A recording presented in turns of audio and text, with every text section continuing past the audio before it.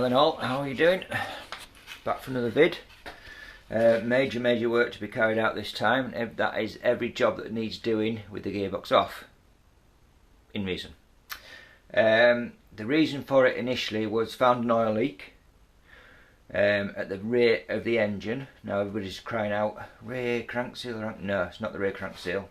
It is, if I can find them,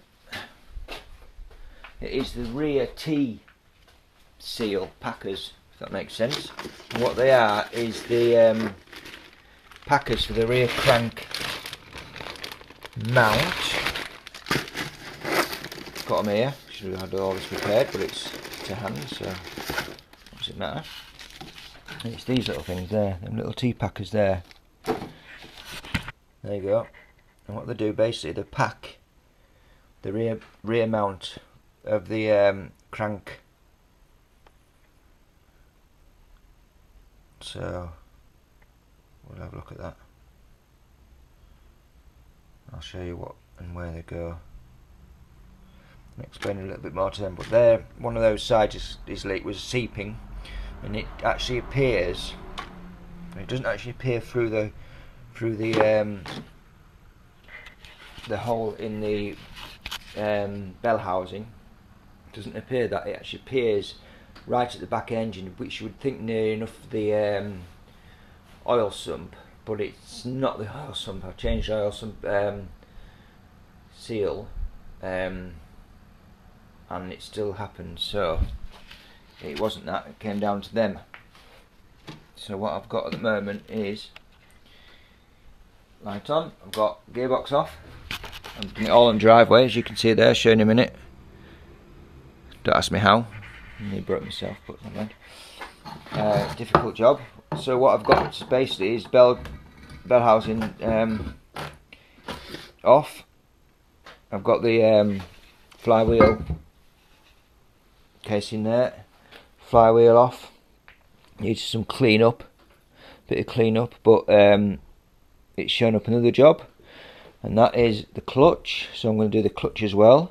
And I've also, while I'm in here, there's no point not doing the actual main rear crank seal, an upgraded one, so I shouldn't have to go there for many years. But also that includes the clutch as well, so I'm going to do that as well. But the clutch, that's an old one, that's knackered, but using it for, because I've made a tool to lock the front of the crank, so if I'm doing any bolting and rebolting or out like that, it doesn't turn.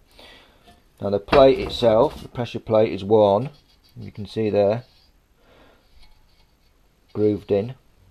That could have passed, but the clutch itself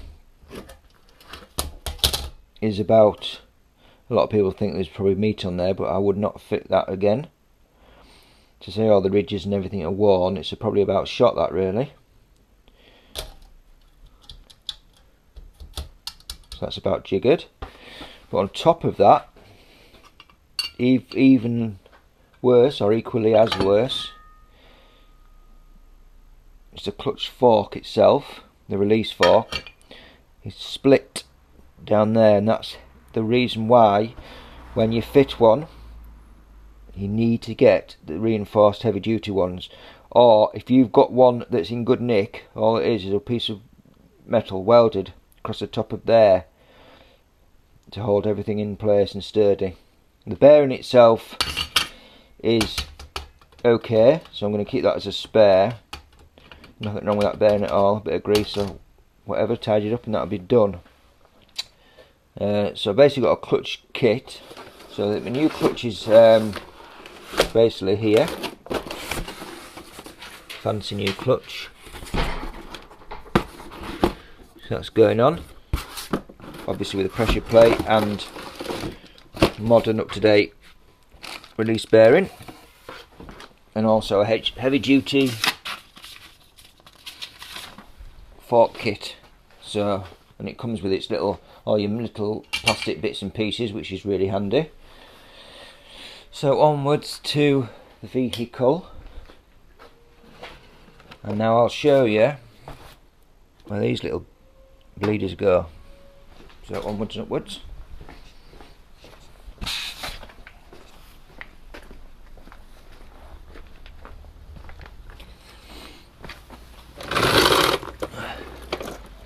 So as I say, just on my drive.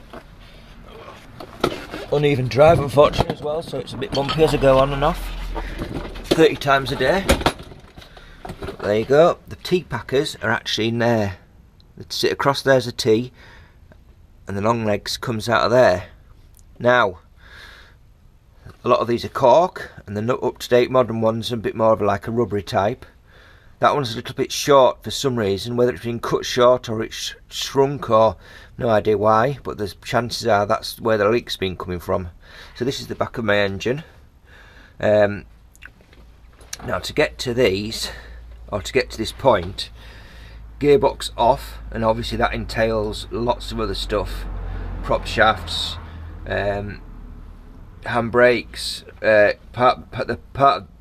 first part of the exhaust, you know, lots of stuff. Then you've got the flywheel that's come off, flywheel housings come off, which you also need to undo the starter motor, which is obviously, as you can see there. Sump has come off, obviously drained first. It's there still, just collecting the odd drip because it's not, it's oil that's not been there for very long really. And the next thing to do would be, or is to remove this plate. And it is loose, so all I have to do is give it a little bit of a wiggle, and you might see a bit of movement. Yeah, there you see. So I need to keep doing that until basically it releases and the T pieces fit down in the side there. Getting it on, I think the fit's slightly proud, so I know that getting it on is a bit difficult to keep them all in place. I think the drier they go on better, you may be able to put a very, very small, mild layer, not layer because that sounds like you're lathering it on, but a very small amount of oil, like just on your fingertip, just to give it a little bit of movement and play up there, because at the end of the day it's going to, you know, hold off oil anyway. So that's the idea, and that's where I've got to at the moment. The flywheel housing was filthy because there was very, very little, if any, sealant put between the flywheel housing and the back of the engine, but also there was zero sealant put between the flywheel housing and what is there, the gearbox bell housing. Now I'd always advise metal to metal, just put a little bit of something round it just to keep things at bay, because in there's filthy as well, and it's not come up through the drain hole or anything like that. It's come, it's seeped through in between, and it's manky, so that'll have to all be cleaned out. Take everything apart, clean it all up, but the gearbox itself is fine. And surprisingly enough,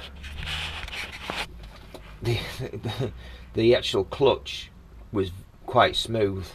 What I've done, which I'll probably do in another video, I've actually removed the clutch damper which is on the slave cylinder, and it bleeds instantly, so much better because they're not as easy to bleed with the damper on them, and it gave me such a much lighter clutch as well. So that's another thing to go through when I've got it all up and back together.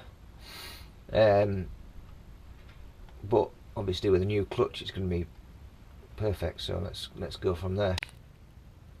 Right, here we go. It's a tight fit under here, you can see, and that's what's coming off. Wiggling it, and the T's are in there, see them? That's it, run straight across there. It's difficult to show you.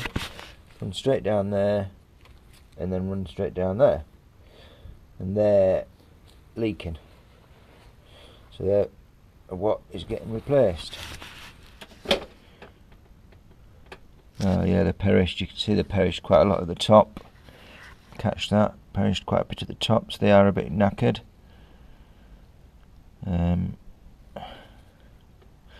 Obviously need replacing. They're the oil galleries. Allow oil back in from the crank, obviously, but your crank seal sits over the top of there to stop anything coming over this way. So that's your 300 TDI. So your crank shaft obviously. So now what I'm going to do is refit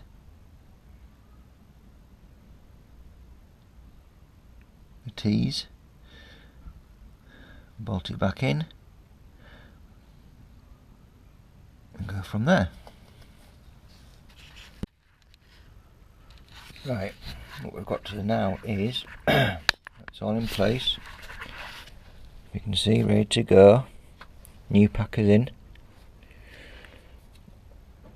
See from the side a little bit. See how they run down the side there? A little bit off centre.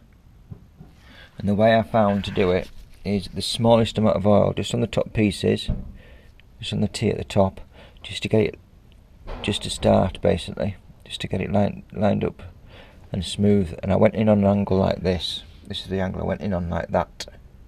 Because what you want to do, ideally, you want to get started instantly, all three sections, rather than having to turn or move into another sort of edge. But on an angle that way, you're actually starting all edges together.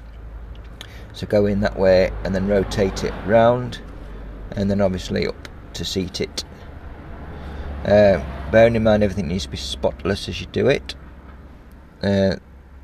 These pieces are known to have to be cut off, or if they'll push up quite easy, they will clamp, which I think they probably will, but I don't know how they'll be when it's fully seated. They'll clamp up with the sump, push it up and pack it up even more. Make sure everything's clear, all the drain holes, because obviously oil will sit through there and run back into the sump. And last but not least, before you seat it thoroughly, make sure you're nice and clean in there, and put a little bit and put some oil in there as well for first start up, so it's not a direct contact with the steel, metal on metal and all that. So now I'm going to get it seated. The way I'm going to do that is a tapping stick, very, very gently. Just basically just tap it corner to corner, extremely gently, all the way up until I get it seated. And then I'll come back to you and we'll get it bolted in. Then move on to the crank seal, the rear crank seal. The new rear crank seal actually comes with a protector / applicator inside it. And what you do basically, you take it out from when it's basically pushed in from the front. Take it out, push it in from the back, and if you can see, the back is actually rounded off larger than the front, and what that does is that sits over the shaft like so, and obviously you've got your seal here, and what you do is just gently push it and it applicates it over the top. You remove the applicator, and there is the new rear seal fitted. I've lined it out with a bit of gunk to stop any crap going in from that way, because you never know. And also the T-pieces are nicely in. You can see them there and there, nicely in, and they will protrude both the top, the inside and the bottom. These two and these two you can get to with a knife if you want to just trim them gently. Don't trim them any lower than level with the material itself, but I've actually trimmed these just maybe a mil, half a mil longer, just to allow the sump to come up and push and squeeze them up even more to make sure that's all sealed. And the two inside, unless you can do it comfortably and retrieve what you've cut off, I would probably leave them as they are. So that's where we're at. So next thing is to get all the crap out from where the sump was fitted, clean it up, clean the sump off, as you can see, covered, get that cleaned off, refit the sump, and then we're back on to refitting the flywheel housing. So that's the next jobs. there's a bush in there that I'm going to replace. Brass, was it copper?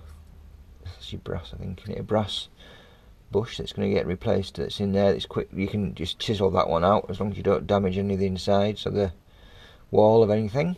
Just remove that one. That'll come out quite easy. And the new one will just gently tap in place. So then it's a good starter for your gearbox to running. Right, let's get on with it. Right, yeah. Where we are at now is something's all on, sealed, refitted the starter motor that's in there because the flywheel's about to go on. The flywheel housing is fitted, all secured, as previously mentioned. Brand new crank seal. So the next best thing would be to fit the flywheel, then the clutch and the engine side of it is finished. Just to tell you what goes on here, this 1, 2, 3, 4, 5, 6. Don't think that's it in prize, because there's actually 2 up at the top as well, and all they do seem to be is holding the top end in, but also there's a bracket though for all the wires to mount onto, and it tends to hold that all in place as well. So that's where we're at. Anything to suggest? No. What I've done is clean the heck out of this best I can anyway. Got a wire brush on a drill and cleaned all the outside and inside just to make it look a bit smarter. Best you can anyway, because it's so ridged and stuff. You do what you want with that, I suppose, really. So that's another video finished, and I hope you enjoyed it.